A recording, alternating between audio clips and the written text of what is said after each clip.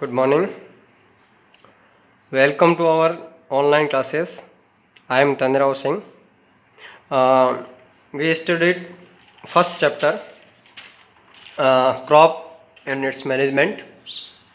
We complete preparation of soil, basic practice of crop production.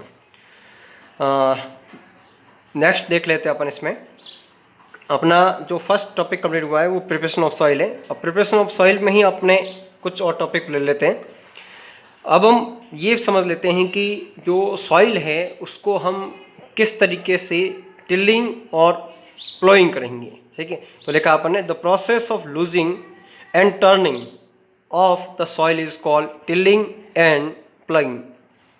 अब प्लो होता क्या है, बात समझना। यहाँ पर हमारे सॉइल्स को अब क्या करना पड़ेगा कि आपको उलटना पलटना पड़ेगा ताकि क्या हो सके, सीड का जर्मिनेशन आसानी से हो सके और क्रॉप प्रोडक्शन अच्छी हो सके। तो हमने लिखा है the main tool use for this purpose are the plough, hoe and cultivator. अब यहाँ पर तीन जो अपने इंस्ट्रूमेंट ले रहे हैं अपन, उसमें सबसे पहले कौन सा आ रहा है, प्लो। This is being used since ancient time for tilling the soil, adding fertilizer to the crop, removing the weeds, scraping of soil etc. मतलब इसको काफ़ी लंबे समय यानी काफ़ी पुराने समय से यूज़ किया जा रहा था। किसके लिए? ठीक है, सॉइल की टिलिंग के लिए, adding fertiliser to the crop यानी मैन्योर और फर्टिलाइज़र उसके अंदर मिक्स करने के लिए, साथ ही साथ रिमूविंग द वीड्स यानी जो अनवांटेड प्लांट्स होते हैं जो हमारे क्रॉप के साथ ग्रो करते हैं उसको क्या कहते हैं, वीड्स कहते हैं, उसको रिमूव करने के लिए, और स्क्रैपिंग ऑफ सॉइल यानी उसको पलटने के लिए या उलटने के लिए हम प्लो का इस्तेमाल करते थे। This implement is made up of would and is drawn by a pair of bull और अदर एनिमल। मीन्स ये एक ऐसा इम्प्लीमेंट था जो वुड का बना हुआ था और उसको एक पेयर बुल का या other animals like horse, camels क्या करते थे, इसको ड्रॉन करते थे यानी इसको चलाते थे।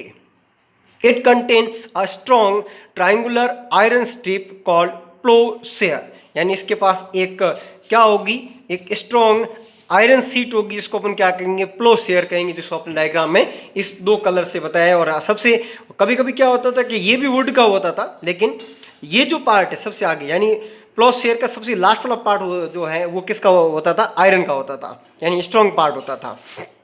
और कौन सा शेप का होता था, ट्रायंगुलर शेप का होता था।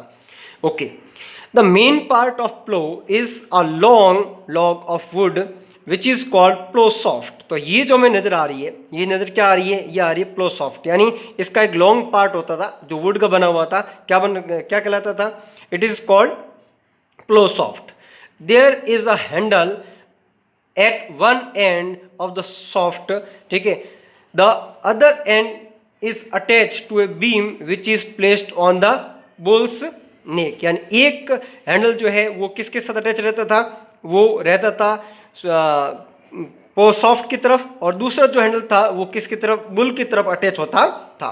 तो इस तरीके से हम एक प्लो से क्या करते थे, टिलिंग और प्लगिंग करते थे। ओके, तो प्लगिंग और टिलिंग के लिए ये जो प्रोसेस हुआ वो फर्स्ट था प्लो। अब आता है अ होय। ठीक है, होय में कैसे अपन को नजर आ रहा है, एक जो डायग्राम नजर है इसमें एक हैंडल है, इस हैंडल की ग्रिप को हम छोटा बड़ा कर सकते हैं। ये इसकी एक बेंड प्लेट है, ठीक है, जो क्या करती थी, सॉइल के अंदर तक यानी डीप तक जाती थी। साथ में रोड और बीम, ये तो शेप्ड इसकी जैसे हो गया, यानी इसको हम प्लो सॉफ्ट की जैसे कह सकते हैं। यहाँ थोड़ा बहुत चेंजेस क्या है, जो इसकी ग्रिप को कम और ज़्यादा कर सकता है वो हैंडल है। ओके, होय में देख लेते हैं अपन इसमें। नेक्स्ट टॉपिक जो अपना है, ठीक है, हो। It is a simple tool which is used for removing weeds, यानी ये एक ऐसा इंस्ट्रूमेंट था जो किसको हटाने के लिए काम आता था, एक वीड्स को है वो हटाने के लिए एक अलग तरीके का इंस्ट्रूमेंट काम करता था, for losing the soil, weeds को हटाने के लिए और सॉइल को लूज करने के लिए। It has a long road of would और आयरन, या तो रोड किसी हो सकती थी, वुड की या आयरन की। A strong broad and bend plate of iron is fixed to one of its ends and work like blade, यानी इसके एंड पर एक आयरन की प्लेट होती थी जो फिक्स होती थी, वो किसकी तरह काम करती थी, एक ब्लेड की तरह काम करती थी। ठीक है, it is pulled bye animal, यानी इसको भी किसके द्वारा पुल किया जाता था, एनिमल्स के द्वारा पुल किया जाता था। ओके, ये तो थे जो एशियन टाइम में हम जो टिलिंग और प्लगिंग के लिए काम में लेने वाले टूल्स जो थे वो यूज़ में लेते थे। आजकल यानी हम अभी मॉडर्न डेज के अंदर इनको कम यूज़ में लेते हैं। क्यों? क्योंकि थर्ड पॉइंट आ चुका है, cultivator. Now a day plugging is done by tractor driven cultivator, यानी ट्रैक्टर के साथ जो ड्राइव होता है वो कल्टीवेटर होता है, उसके द्वारा हम क्या करते हैं, प्लगिंग करते हैं। द यूज ऑफ कल्टीवेटर देखिए शेयर लेबर्स एंड टाइम, यानी हमारे कल्टीवेटर की यूज़ के पश्चात हमने जो अभी देखा है कि हमारी लेबर भी कम लगती है और टाइम भी कम लगता है। ओके, ये तो हो गया अपना कौन सा टॉपिक, हमारा टॉपिक फर्स्ट टॉपिक कंप्लीट हुआ है, प्रिपरेशन ऑफ सॉइल के अंदर अपने साथ साथ प्लगिंग भी, ओए भी और कल्टीवेटर भी देख लिया। ओके, अब आ जाता है sowing. Sowing is the most important part of the crop production. Before sowing, good quality of seeds are selected. Good quality seeds are clean and healthy seeds of a good variety. बात समझना यहाँ पर कि हमें या farmer को कैसे पता लगे कि एक जो सीड है वो जर्मिनेट होने वाला है। ठीक है, कभी कभार ऐसा होता है कि सीड्स अंदर से होलो यानी खोखला होता है, ऐसे सीड जो खोखले होते हैं ऊपर से नजर नहीं आते और वो जर्मिनेट नहीं होते।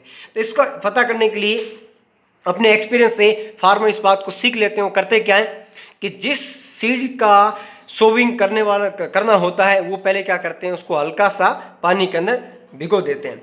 अब पानी के अंदर रखने पर वो क्या होता है कि जो सीड ऊपर की तरफ फ्लोट करके आ जाते हैं वो तो कैसे, होलो सीड से, और वो जर्मिनेट नहीं होंगे।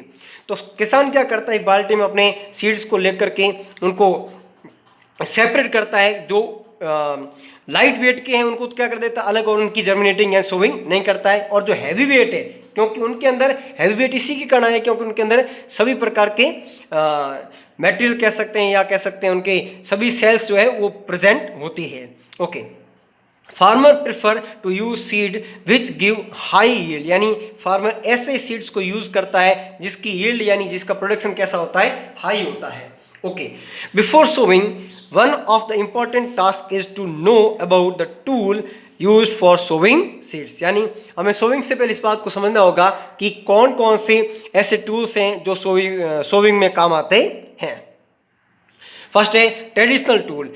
The tool used traditionally for sowing seeds is shaped like a funnel, यानी जो ट्रेडिशनली टूल्स यूज में लेते थे वो कैसे शेप के होते थे, फनल शेप के होते थे।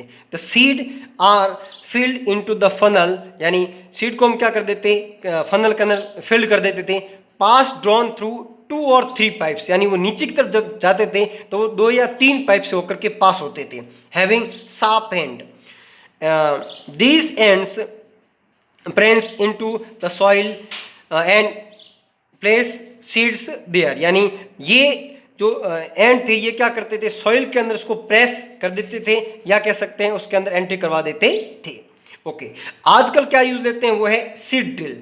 Now the day seed drill is use for sowing which the help of tractor, यानी सीड ड्रिल किसकी हेल्प से ड्रॉन होती है, वो होती है ट्रैक्टर के हेल्प से।